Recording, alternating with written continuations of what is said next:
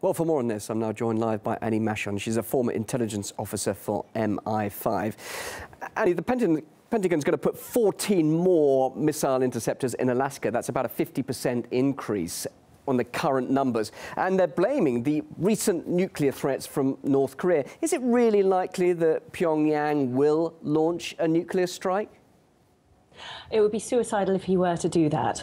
What we're looking at this point is North Korea being the useful idiot, the pretext for America to defend a resource-rich part of the world. And when I was in MI5, the one thing we were always taught in terms of assessing a threat from any sort of source or a country, one, do they have the capability, and two, do they have the intention? Now, of course, North Korea has very loudly said they have the intention to try and attack America, but they certainly don't have the capability at this point. And even if they were to develop intercontinental ballistic missiles, the nearest bit of America they would hit is only Alaska, and that's why I think America's citing these new defences in Alaska. But Iran's always been a concern. Is it still not a major threat, or is North Korea now the enemy number one, as it were? Well, it's always been a puzzle because, I mean, of course, both countries featured on George Bush's 5 Axis of Evil list all those years ago.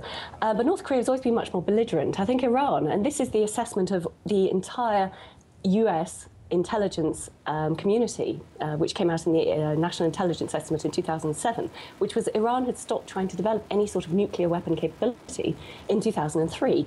And this has been stood up time and time again since 2007. So we all know that Iran is not a real threat to America's interests. We all know it's not a threat to the West. And this fake shield they were trying to provide to Eastern Europe, because they would be in range of any missiles that Iran might be able to launch, was just a fake ploy. I think it was used as an excuse. So it's interesting now that the focus is moving to an overtly aggressive but very small and incapable country away from Iran. But I hope it's not a feint to make people sort of stop watching Iran and stop watching the US government lies, trying to find an excuse to attack Iran. Or then, if you say it's a fake threat for Eastern Europe coming from North Korea and Iran, how do you see the future of the anti-missile defence shield now in Eastern Europe? After all, now we're seeing blaming the lack of resources and also its effectiveness. That's why they're pulling out of Poland or not going ahead with the base in Poland. So how do you see the future of the AMD now? Well, it's true. America is, effectively bankrupt as a country. I mean, if they're beginning to cut their military spending because they've militarily overreached, they're in serious problems because they haven't. That's the one thing they've never cut before. But certainly in terms of what they're doing in Europe, we have a situation where they are tacitly admitting that Iran is not a threat to Eastern Europe. And that's a problem. But the final point really on this one is looking at where the money goes when they try and develop a ballistic missile defense system. It has yet to be proven to work. Nobody knows if it works. Nobody can make it work yet.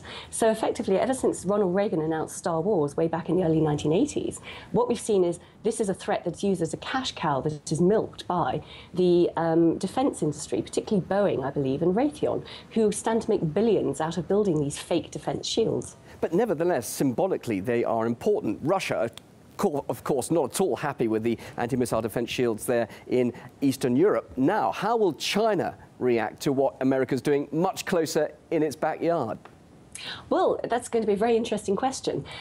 It's almost like North Korea is the patsy. It's been put up as the reason to put these new defences in Alaska.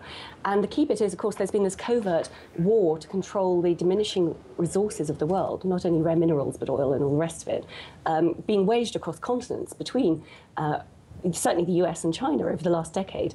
And what we're looking at now, I think, is a very careful geopolitical strategy to control and put bases in Alaska to protect Alaska, because anyone who protects and has Alaska can control the Arctic area.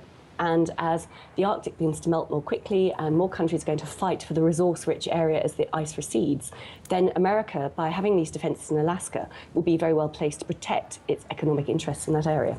Interesting points. Annie Machon, thank you very much. Former MI5 officer joining us live there in Düsseldorf. Thank you.